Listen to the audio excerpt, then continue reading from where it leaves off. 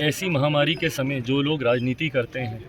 पहले वो बताएं ना वो लोग हैं कहाँ। राहुल जी के पास फुर्सत नहीं है एक बार भी बिहार की किसी भी त्रासदी में आकर यहाँ पर ग्रामीणों से मुलाकात करकर।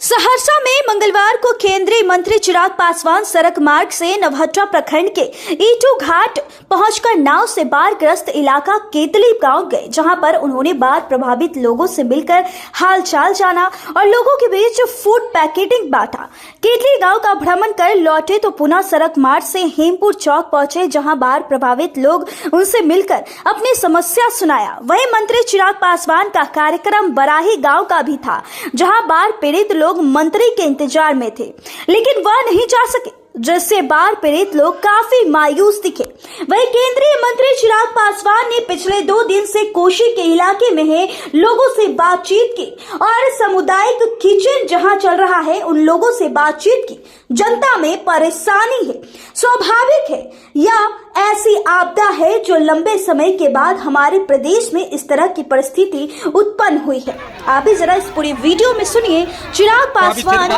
क्या है, क्या स्थिति का क्या देखे। सबसे पहले तो इसके पीछे का उद्देश्य वास्तु स्थिति राज्य सरकार और केंद्र सरकार के समक्ष मैं रख सकूं, इस उद्देश्य के साथ पिछले 2 दिन से कोसी के इलाके में ही कल रात का भी प्रवास हम लोगों ने यहीं पे किया। ग्रामीणों से मुलाकात की, सामुदायिक किचन जहां पे चल रहा है उन लोगों से बातचीत की। जनता में स्वाभाविक है परेशानी है, और ये एक ऐसी आपदा है जो लंबे समय के बाद हमारे प्रदेश में इस तरीके की परिस्थिति उत्पन्न हुई है। ये भी बात सही है कि हम लोग के पड़ोस के देश नेपाल में भी इसी तरीके की त्रासदी आई है, जिसके कारण बिहार के कई जिलों में लगभग 12-13 जिलों में कोसी के कारण जो इस तरीके का कहर हम लोग को देखने को मिला है। सबसे पहली प्राथमिकता हम लोगों की जल्द से जल्द इवैक्यूएशन कराने की,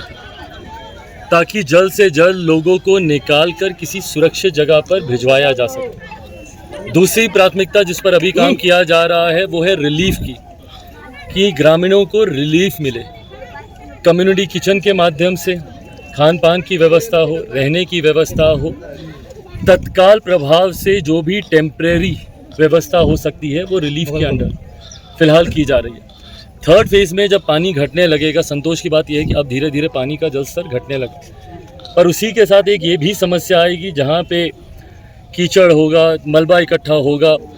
मवेशी कोई मरा होगा, उसको लेकर किसी तरीके की कोई बीमारी कोई महामारी ना फैले, वो तीसरे लेवल का काम है जिसके लिए प्रशासन अभी से ही अपने आप को तैयार कर रहा है। ये बात सही है कि ग्रामीणों में इस बात को लेकर जहाँ एक तरफ परेशानी है वहीं नाराज़गी भी है, और ये चिंता हम लोगों की भी हमेशा से रही है। मैंने भी बिहारी फर्स्ट के माध्यम से हमेशा इस बात को कहा है, ये दोषारोपण करने का समय नहीं है कि किस सरकार ने क्या किया नहीं किया, पर हाँ यहाँ से एक परमानेंट सल्यूशन हम लोगों को निकालना होगा। साल दर साल इस तरीके की घटना का हम लोग को सामना करना पड़ता है। ये कोई अनजानी त्रासदी नहीं है, हर कोई जानता है कि अगले साल भी संभवतः इसी तरीके की परिस्थिति बनेगी। नदियों को जोड़ने की योजना पर हम लोग को काम करना होगा, कैनाल्स बनाने होंगे, पानी को डाइवर्ट करके बाढ़ के इलाकों से सुखाड़ के इलाकों तक हम लोग को लेकर जाना होगा। पिछले 2 दिन से यहाँ पे प्रवास करके मेरा यही उद्देश्य है कि यहाँ की परिस्थिति का व्यक्तिगत तौर पर अनुभव करके न सिर्फ राज्य सरकार को, प्रशासन को तो यहाँ से मैं निर्देशित करके जा ही रहा, पर राज्य सरकार के संज्ञान में भी वास्तु स्थिति हो, मेरे प्रधानमंत्री जी से भी मिलकर उनको भी यहाँ की स्थिति की जानकारी देने का मैं कार्य करूँगा, और आगे कैसे हम लोग इसका एक परमानेंट सल्यूशन निकालें,